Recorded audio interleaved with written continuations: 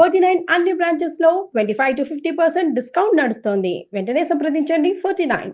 హైదరాబాద్ కి వచ్చాం సార్ బతుకు తెరువు కోసం అని. అయితే నేను 4 ఇళ్లలో పని చేసుకుంటూ బతుకుతాను మేడం. మా ఆయన ఆటో నడుపుతూ ఉంటారు సార్. నువ్వు ఇళ్లలో పని చేస్తారా?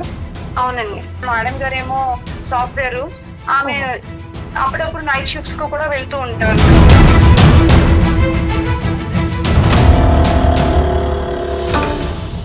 ఇక్కడ హాల్లోనా వేరే చోట ఎక్కడనా? అక్కడే సార్, హాల్లోనే భోజనం అయిపోయింది సార్, తిన్నారు.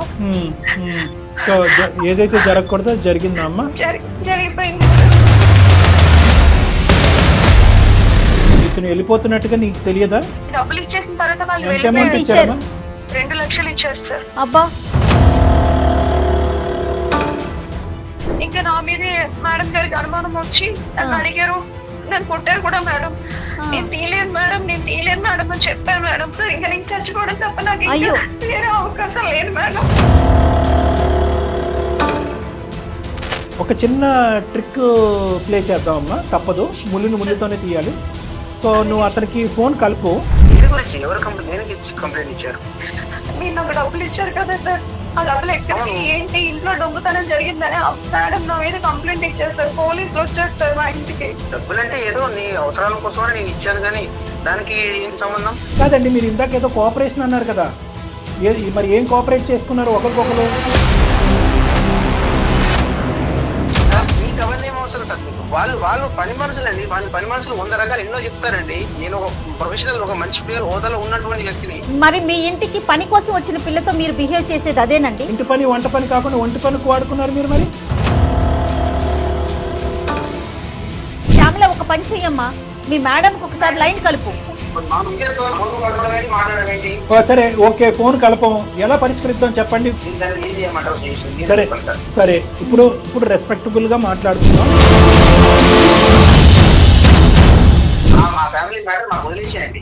ఓకే ఓకే, అమ్మాయికి నేను న్యాయం చేస్తాను. చాలా నచ్చావు. ఇప్పుడు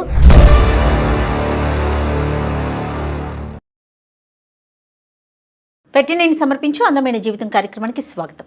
నమస్తే కళ్యాణ్ గారు. నమస్తే జయ గారు. కళ్యాణ్ గారు, ఒక 4 ఇళ్లలో పని చేసుకుంటే తప్ప రోజు గడవని ఒక ఆమె, తన పేరు శ్యామల. ఒక 4-5 రోజుల నుంచి కూడా వస్తూ ఉంది ఆఫీస్కి. నేను డైరెక్ట్గా కూడా మాట్లాడాను. తన సమస్య నాకు చెప్పుకుంది.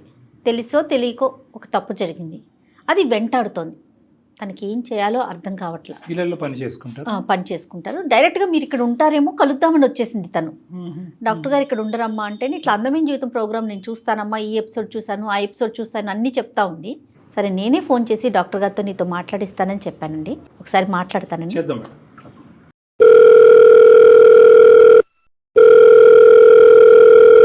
హలో హలో, నమస్తే అండి, శ్యామల గారమ్మ మాట్లాడేది. అవును మేడం. నమస్తే అమ్మా, నేను జయాని అందమైన జీవితం ప్రోగ్రాం నుంచి కాల్ చేస్తున్నాను.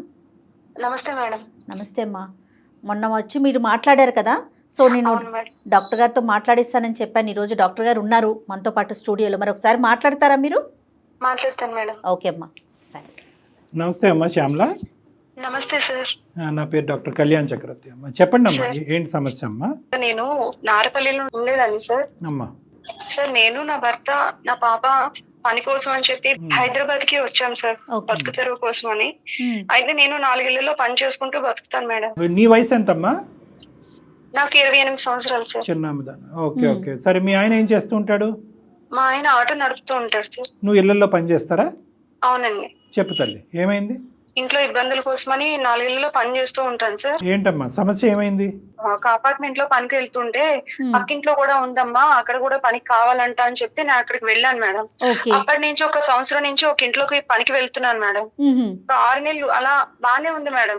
ఎందుకంటే నేను పనికి వెళ్ళడం, సార్ ఏమో ఇంట్లోనే ఉంటారు, అమ్మగారేమో మేడం గారేమో సాఫ్ట్వేర్, ఆమె అప్పుడప్పుడు నైట్ షిఫ్ట్స్ కు కూడా వెళ్తూ ఉంటారు మేడం. అతను ఎందుకు ఇంట్లో ఉంటాడమ్మా? అతను పని ఏమీ చేయరండి, ఇంట్లోనే ఉంటారు సార్. ఆయనకి వండి పెట్టడానికి అని చెప్పి మేడం పని చేయడానికి, ఆయన వంట చేయడానికి అని చెప్పి నన్ను పనిలో పెట్టారండి. సో ఇంటి పని వంట పని 2 మీరే చూసుకునేవారు?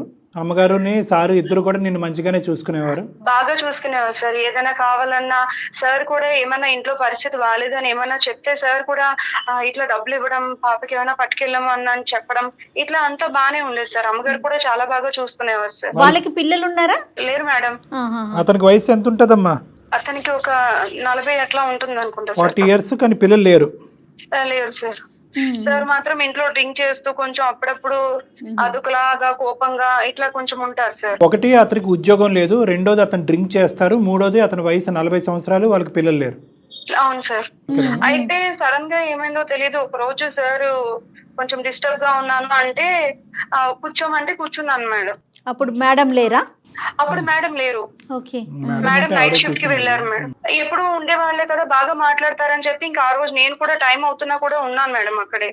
సార్ ఇట్లా మాట్లాడాలి అని ఏదో అంటే సార్ అలాగే సార్ అని చెప్పి నేను ఇంకా అక్కడ కూర్చొని సార్ ఏదో చెప్తుంటే మాట్లాడుతూ యూజువల్ గా శ్యామల గారు ఏ టైం కి మీ పని అయిపోయేది, ఏ టైం కి మీరు రిటర్న్ అవ్వాలి?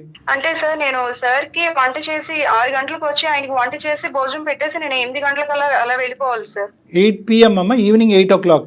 అవును సార్. సో బాగా చీకటి పడిన తర్వాత వెళ్తాం. మీ అమ్మగారు ఎన్నింటికి వచ్చేవారు? ఆవిడ నైట్ షిఫ్ట్ ఉంటే మాత్రం రావట్లేదు అని చెప్తే ముందుగా చెప్తే ఆ రోజు కొంచెం ఎక్కువ టైం ఉంది సార్ కి భోజనం పెట్టేసి అప్పుడు నేను వెళ్ళేదాన్ని sir. Yeah got it. So ఆ రోజు అయితే మాత్రం నాకు మనసులో బాగాలేదు, దగ్గర కూర్చోమంటే కనుక టైం అయిపోయినా కూడా మీరు అక్కడ కూర్చున్నారు, మాట్లాడారు.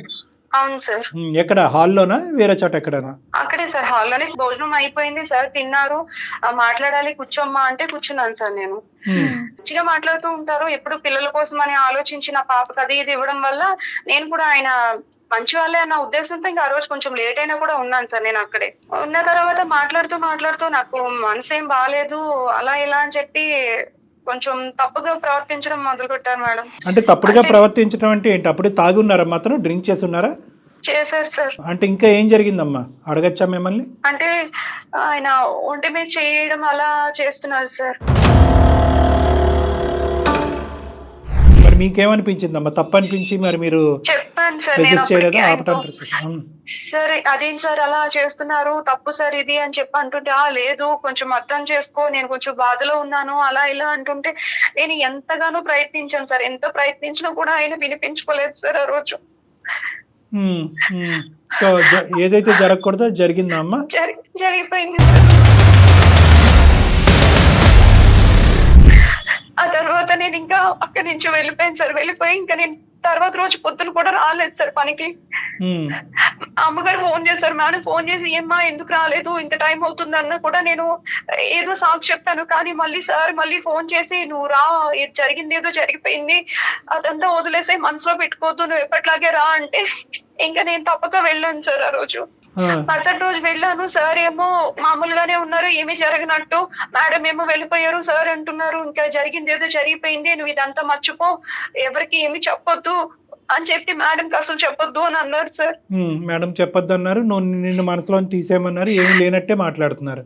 అవును సార్, అసలు ఏమి జరిగినట్టే మామూలుగానే ఉన్నారు సార్. క్షమాపణ అడగటం గానీ సారీ అని చెప్పడం గానీ ఇదేం లేదు. అంటే జరిగిపోయింది కదమ్మా, ఇంక జరిగిందని మార్చలేం కదా, ఇంక వదిలేసే ఇక్కడతో, ఇంకెవరికి చెప్పకు, తప్పైపోయిందిలే, ఇంకా నువ్వు ఇద్దరం కలిసి తప్పు చేశాం కదా అన్నట్టుగా మాట్లాడారు సార్ ఆయన. అదే అతను అవసరానికి ముందుకు వచ్చి నీ అవసరం కూడా తీరినట్టు మాట్లాడాడు. అవును సార్. సరే తర్వాత ఏమైందమ్మా? 1 month అయిన తర్వాత సార్ వెళ్ళిపోయారు. వెళ్లే ముందు నీకు ఇంత అమౌంట్ ఇస్తున్నాను, డబ్బులు ఇస్తున్నాను, నీకు ఖర్చులకు ఉంచుకొని పరిస్థితి బాగాలేదు కదా, నువ్వు ఈ విషయం ఇంకెవరికి చెప్పకు అని చెప్పి అన్ని డబ్బులు ఇచ్చారు సార్. ఏంటి శ్యామల, ఎక్కడికి వెళ్ళిపోయారు? అంటే మేడం ఆయన జాబ్ కోసం వెళ్ళిపోయారు ఏంటి అనేది నాకైతే చెప్పలేదు మేడం, కానీ ఆయన మాత్రం ఇంట్లో ఉండకుండా వెళ్ళిపోయారు. అంటే మీ మేడంకి ఆయనకి ఏమన్నా మధ్య డిస్కషన్ కానీ అలాంటిది ఏమన్నా విన్నారా మీరు? అవుతుంది మేడం, వాళ్ళు రోజు తిట్టుకోవడం ఇట్లా అరుచుకోవడం ఇలా జరుగుతుంది. అంటే సార్ ఏమో కోవిడ్ టైంలో ఏదో బిజినెస్ పెట్టి లాస్ అయిపోయారంట మేడం. ఓకే. అందుకని ఆయన ఇంట్లో ఉంటున్నారంట. దానికోసం వాళ్ళు ఎప్పుడూ మాట్లాడుకుంటూనే ఉంటారు, కానీ కొన్ని రోజుల నుంచి ఆయనకి ఆమెకి మధ్య గొడవ అన్నది కొంచెం పెద్దదిగా అయింది. మేడం గారు ఎప్పుడూ అరుస్తున్నారు, గట్టిగా అరుస్తున్నారు, నువ్వేం పని చేయట్లేదు, డబ్బులు ఎట్లా చేస్తున్నావు, అలా చేస్తున్నావు, ఇంట్లోనే ఉంటున్నావు అని మేడం అంటూ ఉన్నారు. ఇట్లా గొడవలు అవుతున్నాయి మేడం. కదమ్మా, ఇప్పుడు ఇతను వెళ్ళిపోతున్నట్టుగా నీకు తెలియదా? డబ్బులు ఇచ్చేసిన తర్వాత వాళ్ళు వెళ్ళిపోయారు. 2 లక్షలు ఇచ్చారు సార్. అబ్బా, ఎట్లా ఇచ్చారమ్మా? అకౌంట్ లో వేసారా, మీకు చేతికి ఇచ్చారా? చేతికి ఇచ్చారు మేడం. ఎందుకని అడిగావమ్మా? అడిగాను సార్, ఎందుకు సార్ ఇంత డబ్బులు ఇస్తున్నారు అంటే లేదు నువ్వు ఇబ్బందుల్లో ఉన్నావు కదా అని చెప్పి అన్నారు సార్. నువ్వేమీ ఆశపడలే డబ్బుల గురించి?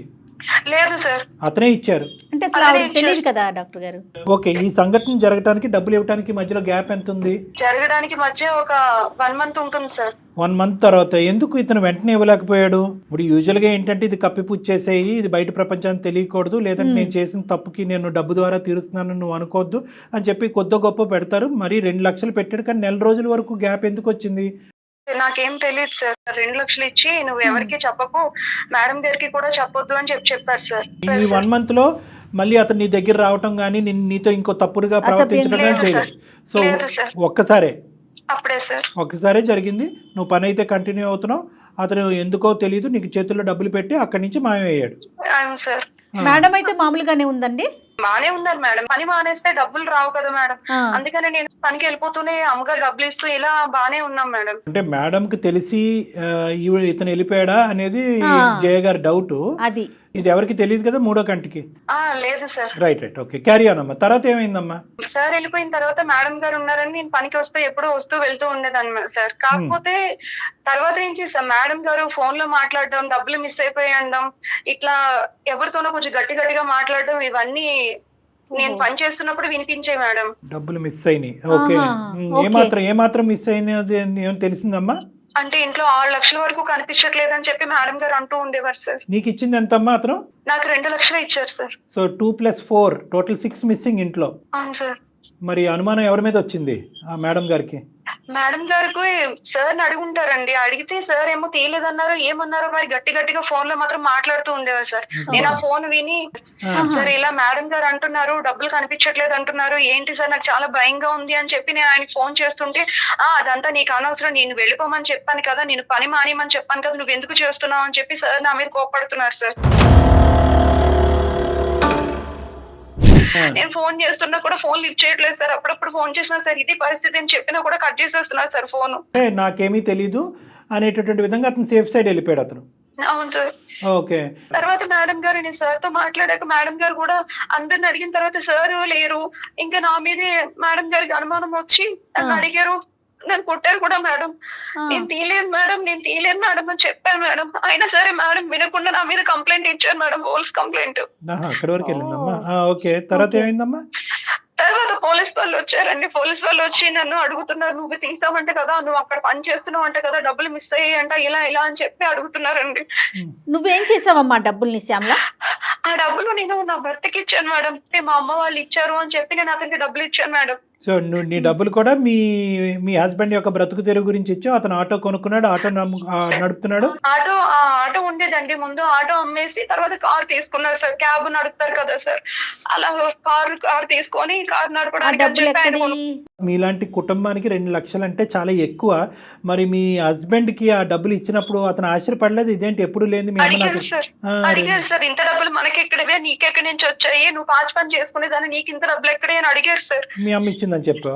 అవును సార్, అమ్మ దగ్గర ఉన్నవి అమ్మాయి నాకు ఇచ్చింది, అమ్మ వాళ్ళు ఇచ్చారు అని చెప్తే ఇంకా ఆయన ఇంకేం అనలేదు సార్. అప్పుడు మీ అమ్మగారిని ఎంక్వైరీ చేయలేదు? ఏం అత్తమ్మ థ్యాంక్స్, 2 లక్షలు ఇచ్చారు, థ్యాంక్ యూ అని ఏదో ఒకటి చెప్తారు కదా యూజువల్ గా.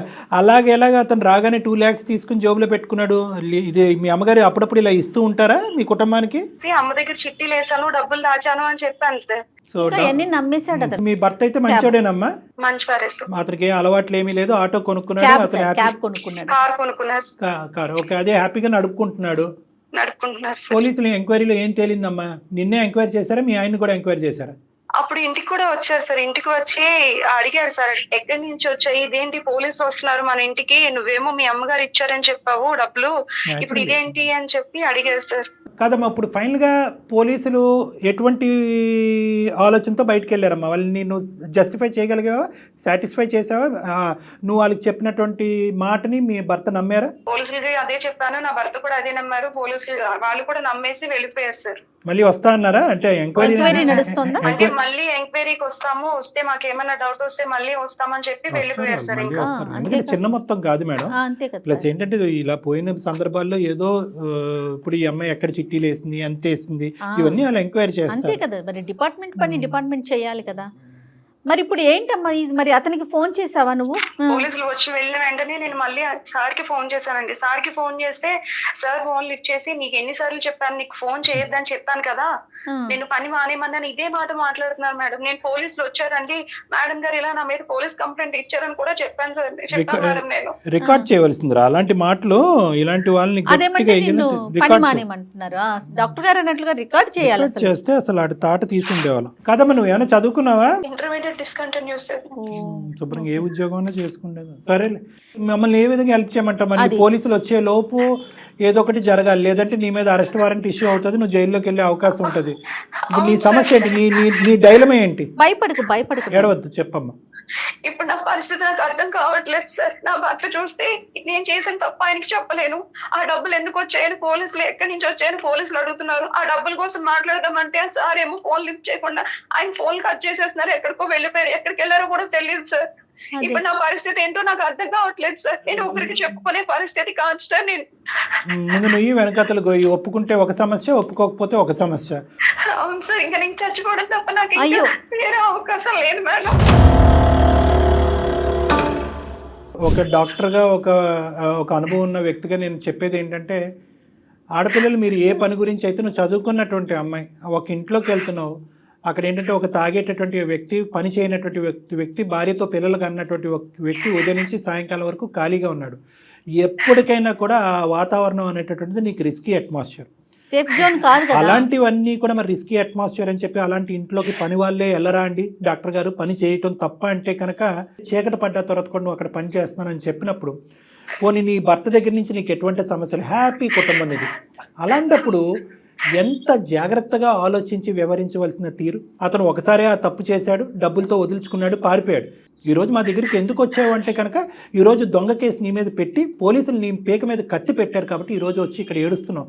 ఒక భయంకరమైనటువంటి శిక్షను అనుభవిస్తున్నారు మీరు. ఒప్పుకుంటే ఒక సమస్య, ఒప్పుకోకపోతే సమస్య. పోలీసులన్నా శిక్షిస్తారు, భర్త అన్నా శిక్షిస్తాడు, ఎక్కడో చోట ఒక శిక్ష పట్టడం తప్పదు. ఏది పెద్ద శిక్ష అని ఆలోచించే పరిస్థితిలో మీరు మా దగ్గరికి వచ్చారు. మానసిక వేదన కదా డాక్టర్ గారు. అవునమ్మా, ఈరోజు ఇది నీకు నాకు తెలుసమ్మా.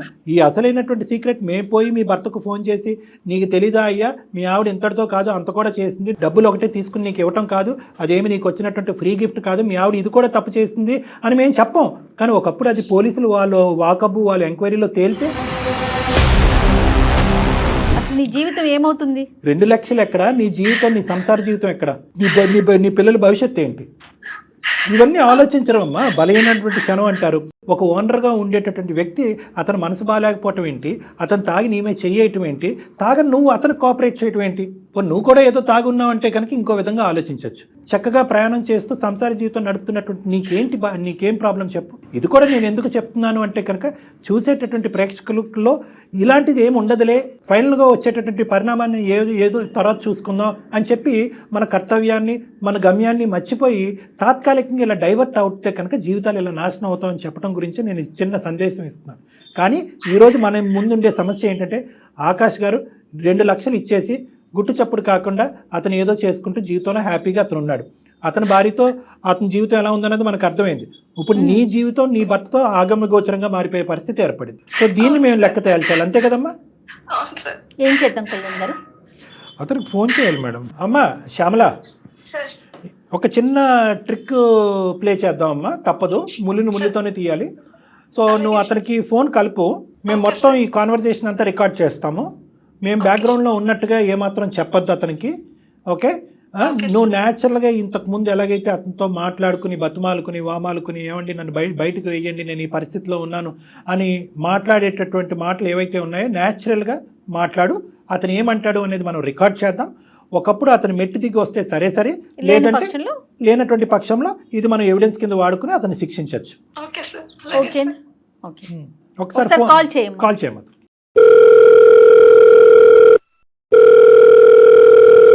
వాళ్ళిద్దరి మధ్యన ఇష్యూస్ ఉండే madam, wife and husband. Hello sir. Hello, ఎవరమ్మా? సార్ నేను సార్ శ్యామలాన్ సార్. చెప్పమ్మా శ్యామల. ఏంటి సార్, నాకు అసలు పోలీసులు మా ఇంటికి వచ్చారు సార్. ఏమైందమ్మా? అడుగుతున్నారు సార్, మీరు ఆ రోజు డబ్బులు ఇచ్చి వెళ్ళిపోయారు సార్, మళ్ళీ మీరు మాట్లాడట్లేదు సార్. అమ్మగారు ఏమో కంప్లైంట్ ఇచ్చారు సార్ నా మీద. దేని గురించి? ఎవరు దేనికి కంప్లైంట్ ఇచ్చారు? మీరు నాకు డబ్బులు ఇచ్చారు కదా సార్, ఆ డబ్బులు ఎక్కడికి ఏంటి ఇంట్లో దొంగతనం జరిగిందని మేడం నా మీద కంప్లైంట్ ఇచ్చేస్తారు, పోలీసులు వచ్చేస్తారు మా ఇంటికి. డబ్బులంటే ఏదో నీ అవసరాల కోసమని నేను ఇచ్చాను కానీ దానికి ఏం సంబంధం? అసలు పోలీసులు వచ్చి ఏదేవో అడుగుతున్నారు సార్, ఇవన్నీ డబ్బులు ఎక్కడి నుంచి వచ్చాయి, ఎందుకు వచ్చాయి, అసలు దొంగతనం చేసావా, ఇంకెంత చేసావు, ఇవన్నీ అడుగుతున్నారు. నా భర్త చూస్తే నన్ను నువ్వేమో చిట్టి వేసాను అంటున్నావు, వీళ్ళు ఇలా అంటున్నారని నా భర్త అంటున్నారు సార్. నాకు సంబంధం లేదమ్మా, ఏదో డబ్బులు నీ అవసరం కోసం అని ఇచ్చాను, నాకెందుకు ఫోన్ చేస్తున్నావు? ఫోన్ చేయొద్దంటే ఎలా సార్, నా పరిస్థితి అర్థం చేసుకోండి సార్, నన్ను జైల్లో పెడతాను అంటున్నారు సార్, నా పరిస్థితి చూడండి సార్, నాకు చిన్న పాప ఉంది, నా భర్త, నా జీవితం నాశనం అయిపోయేలా ఉంది సార్. అవునమ్మా, గమని నాకేం చెప్తున్నావు? నా మీద దొంగతనం మోపలేదు సార్, నేను అసలు డబ్బులు తీయలేదు కదా సార్, మీరు ఇచ్చారు సార్, మీరు చెప్పండి సార్, మీరు ఇచ్చారని చెప్పండి సార్, నన్ను జైల్లో పెడతాను అంటున్నారు సార్. నాకు ఆ విషయాలని చెప్పొద్దమ్మా, నేను చాలా బిజీలో ఉన్నాను ఇక్కడ వర్క్ లో. ఏంటమ్మా నన్ను సతాయిస్తావు? అప్పుడు ఏదో నీ అవసరం కోసం అనేది డబ్బులు ఇచ్చాను, ఇప్పుడు నేను అదే జరిగిందని నా తప్పంటావేంటి? సార్ ఆ రోజు జరిగింది కదా సార్, మీ వల్లనే కదా సార్ అదే. ఇప్పుడు ఏమి తెలియనట్టు వదిలేమంటే ఎలా అవుతుంది సార్ ఇదంతానా? నా వల్ల ఏం జరగలేదమ్మా, ఏదో చూసాను, ఆలోచించాను, నువ్వు కోఆపరేషన్ చేసేది జరిగింది అయిపోయింది అంతే. నన్ను ఎందుకు అడుగుతున్నావు? నేనే డిప్రెషన్ లో నేను బయటకు వచ్చాను, నా వర్క్ లో ఉన్నాను ఇక్కడ. సార్ అలా వదిలేస్తే ఎలా అవుతుంది సార్? నేను ఆ రోజే పని మానేసామని చెప్పాను కదా మా శ్యామల. తప్పు జరిగిందంటే నీ కోఆపరేషన్ అయితే తప్పు జరిగిందా? వాళ్ళు నాకు ఊకే ఫోన్ చేసి నన్ను సతాయిస్తావు ఎందుకు? ఆకాష్ గారు, మేము లైన్లో ఉన్నాం. నా పేరు డాక్టర్ కళ్యాణ్ చక్రవర్తి అండి. మేము సుమన్ టీవీ అందమైన జీవితంలో నుంచి మాట్లాడుతున్నాం. మేము బ్యాక్గ్రౌండ్లో ఉన్నామండి. ఆకాష్ గారు, నాతో పాటు జయ గారు కూడా ఉన్నారు. మా కార్యక్రమం గురించి మీకు తెలిసే ఉంటుంది. దయచేసి ఒక చిన్న విన్నపం, అర్ధాంతరంగా ఫోన్ మాత్రం కట్ చేయకండి. మీరెవరు సార్? మీరు లైన్లోకి వచ్చారు, మీరు ఎక్కడి నుంచి వచ్చారు? మీరెవరు? కాదండి, మేము ఆకాశం నుంచి వచ్చాం. అదంతా అనవసరం. మీరు చేసినటువంటి తప్పు పనికి ఈ రోజు అమ్మాయి బాధితురాలు అయ్యి అనుభవిస్తుంది. మన ఇద్దరం కలిసి చేసాం కదా. తప్పు చేశానండి? కాదండి, మీరు ఇందాక ఏదో కోఆపరేషన్ అన్నారు కదా, మరి ఏం కోఆపరేట్ చేసుకున్నారు ఒకరికొకరు?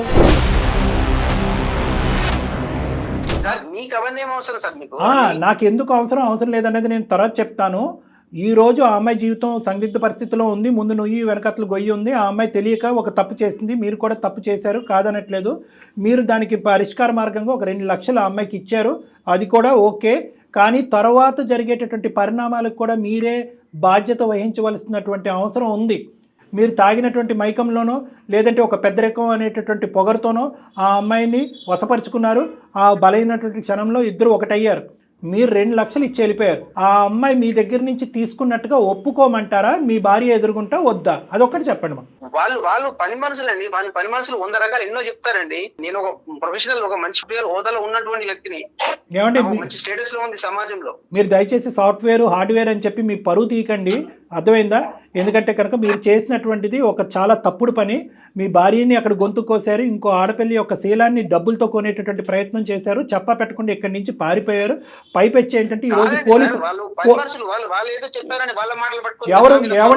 ఎవరు ఉద్యోగం వాళ్ళకి రెస్పెక్ట్ అండి, ఎవరు పని వాళ్ళండి. మనం చేసే పనిని బట్టి మనకి రెస్పెక్ట్ కాదండి, మన వ్యక్తిత్వాన్ని బట్టి ఉంటుంది. అసలు ఏం మాట్లాడుతున్నారండి?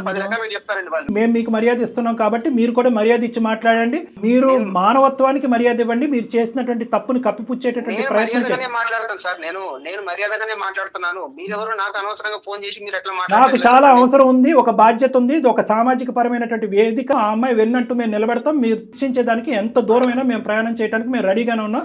దయచేసి మీరు మర్యాద ఇచ్చి మాట్లాడితే మేము మర్యాదగా మాట్లాడతాం. మీరెవరు అనేటటువంటి హక్కు మీకు లేదు.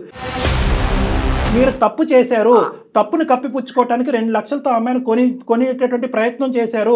ఈరోజు ఆ అమ్మాయి మెడ చుట్టూరుని ఉరితాడు బిగుసుకుంది. ఈరోజు సమాజంలో ముందుకొచ్చి ఒప్పుకుంటే దొంగతనం అవుతుంది, ఒప్పుకోకపోతే ఒక సమస్య అవుతుంది. అందుగురించి నేను మిమ్మల్ని ఒక ప్రశ్న అడిగాను. డబ్బులు ఇచ్చింది మీ ఆయనే, నన్ను ఇలా వాడుకున్నందుకు డబ్బులు ఇచ్చాడు అని చెప్పి ఈరోజు కాన్ఫరెన్స్ కాల్ మీ భార్య కలిపి మాట్లాడదామా? అవన్నీ మీకేం అవసరం సార్? మళ్ళీ పదే ఆ మాట ఏంటండి? మీడియా తరపున మాట్లాడుతున్నాం మేము. ఒక డాక్టర్ గారు, ఆయన ఒక ప్రొఫెషనల్ లో ఉన్నారు. ఏం మాట్లాడుతున్నారు మీరు? ఉద్యోగాన్ని బట్టి మన వ్యక్తిత్వాలు ఉండవండి. ఉద్యోగం అంత చదువుకున్నారు, మీరు చేసిన పని ఏంటి? మీరేం పని చేశారు? దయచేసి వినండి, మీకు ఒకే ఒక మాట చెప్తున్నాను. మీరు ఆ అమ్మాయితో తప్పు చేశారా లేదా? తప్పు చేయడం అనేది కామన్ అండి. కామనా అన్కామనా అనేది నా ప్రశ్న కాదు. తప్పు చేశారా లేదా అనేది నా ప్రశ్న. మీరు ఆ అమ్మాయితో తాగినటువంటి మైకంలో ఉండండి, తాగినటువంటి మైకంలో ఉండండి, తప్పు చేశారా లేదా, ఆ తప్పును కప్పు పుచ్చుకోవడానికి 2 లక్షలు ఆ అమ్మాయికి ఇచ్చి వెళ్ళారా లేదా? ఆపదలో ఉందని చెప్పి మేము సహాయం చేసాం అంతే. అక్కడ ఏం ఆపద ఉందని చెప్పిందండి? ఏం ఆపదని చెప్పింది చెప్పండి. శ్యామల నువ్వేం చెప్పావమ్మా? ఆపదలో ఉన్నానని చెప్పావా ఆయనకి? అసలు జరిగింది చెప్పు ఒకసారి నువ్వు. అతనికి సుఖాన్ని ఇచ్చి డబ్బులు తీసుకుని వెళ్ళినట్టుగా మాట్లాడుతున్నాడు అతను. అదంతా తప్పు సార్, లేదు సార్. ఏం అవసరం ఉందని చెప్పిందండి? ఎందుకు మీరు పడుకోకముందు 2 లక్షలు ఇవ్వచ్చు కదా ఆ అమ్మాయికి అవసరం ఉంటే? పడుకున్న తర్వాత ఎందుకు ఇచ్చారు 2 లక్షలు? మీరు బ్లైండ్గా మీరు మాట్లాడేదే కరెక్ట్ అనుకోమాకండి, ఇక్కడ అన్ని రికార్డ్స్ అవుతున్నాయి. 2 లక్షలు ఆ అమ్మాయి అవసరానికి ఇచ్చాను అని అంటున్నారు ఆకాష్ గారు. ఆ అమ్మాయి అవసరానికి ఇంకో మాట అడుగుతుంది. దయచేసి ఆ అమ్మాయికి జీవన భిక్ష పోయండి, ఆ అమ్మాయి సంసార భిక్ష పోయండి. ఈరోజు భర్త ఒక అనుమానంతో చూస్తున్నాడు, పోలీసులు ఒక అనుమానంతో చూస్తున్నాడు, మీ ఇంటి ఆవిడ ఆ అమ్మాయిని ఒక అనుమానంతో చూస్తుంది. ఆ అమ్మాయిని ఈ రోజు ఇలా బతకనివ్వరు. డబ్బులతో సహాయపడటం అనేటటువంటిది గొప్ప కాదండి. హలో సార్, నాకేం అవసరం అండి? మా ఇంట్లో 10 మంది ఆమె ఇష్టం ఉంటే చేసుకో, లేకపోతే లేదు చెప్పేసి మనం పంపించేసాం మేము. మరి మీ ఇంటికి పని కోసం వచ్చిన పిల్లతో మీరు బిహేవ్ చేసేది అదేనండి? అది కరెక్టేనా? ఏ పని అమ్మాయిని ఒంటి పనికి వాడుకున్నారు, ఇంటి పని వంట పని కాకుండా ఒంటి పనికి వాడుకున్నారు మీరు. మరి అలాగని కాదు సార్, అలాగని కాదు. కోఆపరేషన్ ఉంది కాబట్టి ఏదో నోటికి వచ్చినట్టు మాట్లాడమాకండి దయచేసి. సూపర్. మీరు ఒక ఆడపిల్ల గురించి కోఆపరేషన్ ఉంది అని అన్నారు, కోఆపరేషన్ లేదు అని ఇవన్నీ పక్కన పెట్టండి. మీరు ఈ రోజు మీ ఇంట్లోంచి 6 లక్షల రూపాయలు తీసుకెళ్లారు, అవునా కాదా? మొత్తం ఈ అమ్మాయి మీద మొత్తం 6 లక్షలు దొంగతనం చేసిన, 2 లక్షలు కాదు 6 లక్షలు దొంగతనం చేసినట్టుగా ఈ అమ్మాయి మీద ఇప్పుడు ఉండేటటువంటి అభియోగం. కాదు డాక్టర్ గారు, అసలు అట్లా నోటికొచ్చినట్టు మాట్లాడతాడు ఏంటండి అమ్మాయిని పట్టుకొని? తాట తీసేవాళ్ళలాగా కాదు. అదే ఎదురుగుంటూ ఉంటే కనుక ఇంకో విధంగా ఉండేది ఈ సమస్యకి పరిష్కారం. మీరు ఎక్కడో ఉండి ఎక్కడున్నారో తెలియకుండా దొంగచాటును పారిపోయి అక్కడెక్కడో మీ ఆవిడ యొక్క డబ్బులు దొంగతనం చేసి వాటితో మీరు సుఖాలు అనిపిస్తున్నారు కదా ఈ రోజు. అందుగురించి మీరు ఇలా మాట్లాడుతున్నారు. ఏం చేద్దాం కళ్యాణ్ గారు, ఇది కరెక్ట్ కాదండి అసలు.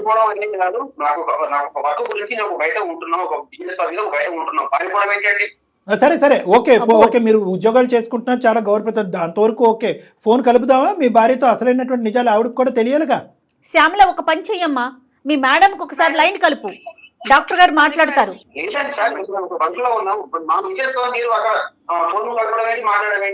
సరే ఓకే, ఫోన్ కలపం. ఎలా పరిష్కరిద్దాం చెప్పండి. ప్రాబ్లం మొదలు పెట్టింది మీరు, ఇక్కడ వరకు తీసుకొచ్చింది మీరు, చివరి దశకు వచ్చిన తర్వాత ఈ సమస్యకి పరిష్కారం చెప్పాల్సినటువంటి బాధ్యత కూడా మీరు తీసుకోగలిగితే కనుక మీ భార్య గారికి మేము ఫోన్ చేయం. చెప్పండి దీనికి సొల్యూషన్ ఏంటి? చెప్పండి. లాగము ఎందుకంటే ఆవిడ లాగితే కనుక ఇంకా వేరే జీవితాలు కూడా ముడిపడి ఉన్నాయి కాబట్టి లాగము. మీరు ఎలా సమస్యకు పరిష్కారం చెప్తారో అదొకటి చెప్పండి అంతే. మాకు శ్యామలకి న్యాయం జరగాల్సిందేనండి, అట్లా ఊరుకునేదే లేదు. ఆ పిల్లకి న్యాయం జరగాలి. ఆకాష్, సమస్య మొదలుపెట్టింది మీరు, ఓకే. ఆ అమ్మాయిని కూడా ఇంతకు ముందు ఈ ఫోన్ కలప ముందు కూడా ఆ అమ్మాయికి కూడా బుద్ధి చెప్పేటటువంటి ప్రయత్నం చేశాం. నువ్వు ఇంటి పని వంట పనికి వెళ్ళిన దానివి నువ్వు ఆ పని చేయవలసినటువంటి అవసరం ఏంటి?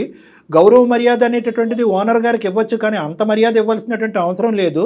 నువ్వు ఒకప్పుడు నిజంగా ఈ 2 లక్షలు అనేటటువంటి అంశం మీద మీ ఇంటి ఓనర్ ఆమె పోలీస్ కంప్లైంట్ పెట్టకుండా ఉంటే కనుక ఈరోజు నేను బాధితురాలని నువ్వు మా దగ్గరకు వచ్చి ఉండేదానివి కాదు.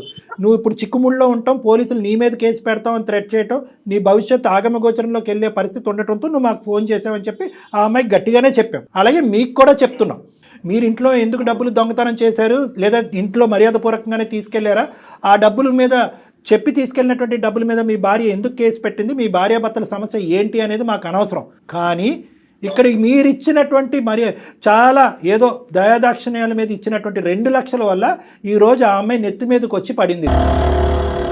దానికి మీరు ఏం పరిష్కారం చెప్పాలి అని అనుకుంటున్నారనేది చెప్పండి. ఈ 2+4 మొత్తానికి సమాధానం కావాలి కదా భార్యకి. సో ఆకాష్ ఏం చేయాలనుకుంటున్నారు?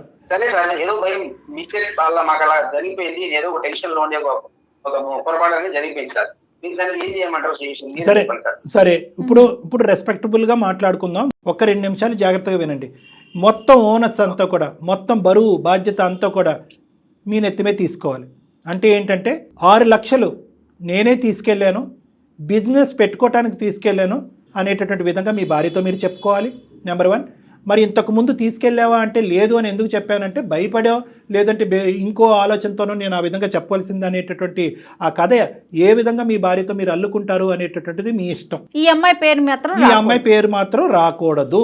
సరే సార్, ఇప్పటికిప్పుడు మీరు 6 లక్షల రూపాయలు అంటే ఎక్కడి నుంచి తీసుకురండి సార్? నేను అసలు బాగా టెన్షన్ లో ఉన్నాను నేను. నీ టెన్షన్ కంటే ఆ అమ్మాయి టెన్షన్ 100 రెట్లు అమ్మాయి ఎక్కువ. జీవితం చాలా ఇంపార్టెంట్. సింపుల్గా కూర్చొని ఆలోచిస్తే 100 పరిష్కార మార్గాలు కళ్యాణ్ గారు, సమస్య అతని వల్ల మొదలైంది, పరిష్కారం అతనే చూడాలి.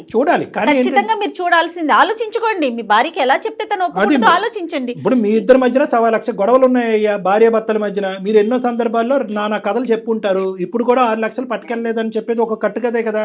ఇప్పుడు అదే 6 లక్షలు మళ్ళీ నీ జేబులోనే ఉన్నాయి, లేదంటే నెల రోజుల తర్వాత వస్తాయని చెప్పి ఇంకో కథ చెప్పు మీ భార్యకి. అది మీ ఇష్టం. సరే సార్, మా మీద కూడా ఏం రాకూడదు.